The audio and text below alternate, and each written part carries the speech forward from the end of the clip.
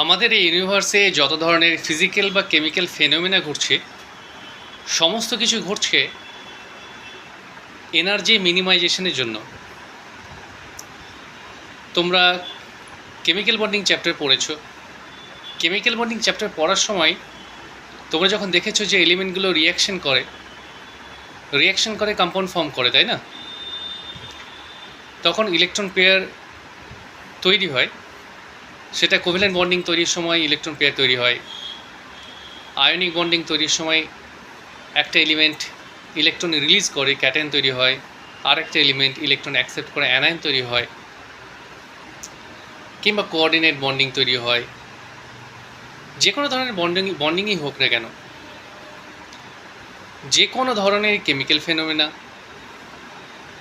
যে কোনো ধরনের ফিজিক্যাল ফেনোমেনা এই পৃথিবীতে ঘটছে, এই ইউনিভার্সে ঘটছে, সেটা একমাত্র ঘটছে এনার্জি মিনিমাইজেশনের জন্য। তাহলে কি এমন ঘটে এনার্জি মিনিমাইজেশন হলে যে সমস্ত ফেনোমেনা প্রসিড করছে সেই এনার্জি মিনিমাইজেশনের দিকে? এনার্জি মিনিমাইজ হলে স্টেবিলিটি পায়। যে কোনো সিস্টেম যখন লোয়েস্ট এনার্জি স্টেটে আসে তখন সেই সিস্টেমটা স্টেবিলিটি পায়।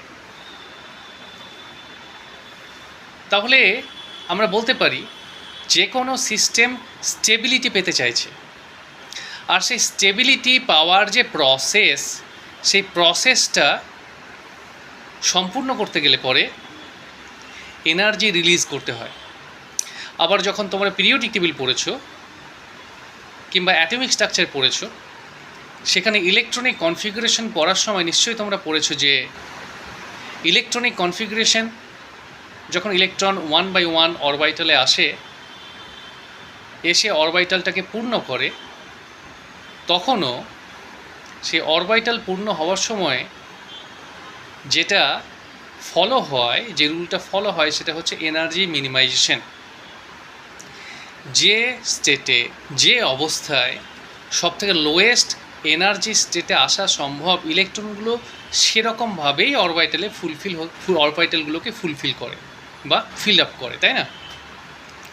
তাহলে এনার্জি মিনিমাইজেশন হচ্ছে ফার্স্ট অ্যান্ড এটাই একমাত্র ক্রাইটেরিয়া কোনো সিস্টেম রান হওয়ার জন্য। এটা যেন সবসময় মাথায় থাকে। যদি এই সিম্পল কনসেপ্টটা মাথায় থেকে যায়, তাহলে যে কোনো কেমিক্যাল রিয়াকশন পড়ার সময় আমরা বুঝতে পারবো সেটা কেন হচ্ছে, এবং সেই অনুযায়ী আমরা এক্সপ্লেনেশনগুলো খুব ভালো করে দিতে পারবো। আবার কখনো কখনো দেখবে যে একটা কমপ্লেক্স কম্পাউন্ড 6 মেম্বার রিং তৈরি করছে, কোনো কমপ্লেক্স কম্পাউন্ড 5 মেম্বার রিং তৈরি করছে। কেন করছে? স্টেবিলিটি পাওয়ার জন্য। তো স্টেবিলিটি হচ্ছে ফার্স্ট ক্রাইটেরিয়া, এবং স্টেবিলিটি পাওয়ার জন্য যে প্রসেসের মধ্য দিয়ে যেতে হয়, সেই প্রসেসে এনার্জি মিনিমাইজেশন হয়। তাই হোল ইউনিভার্স প্রসিড করছে এনার্জি মিনিমাইজেশন স্টেপের দিকে। যে স্টেপে এনার্জি মিনিমাইজ হবে সে স্টেপ ফেভারেবল হবে, এবং সে স্টেপে সবথেকে বেশি স্টেবিলিটি পাওয়া যাবে। রাইট? এটা সবসময় যেন মাথায় থাকে।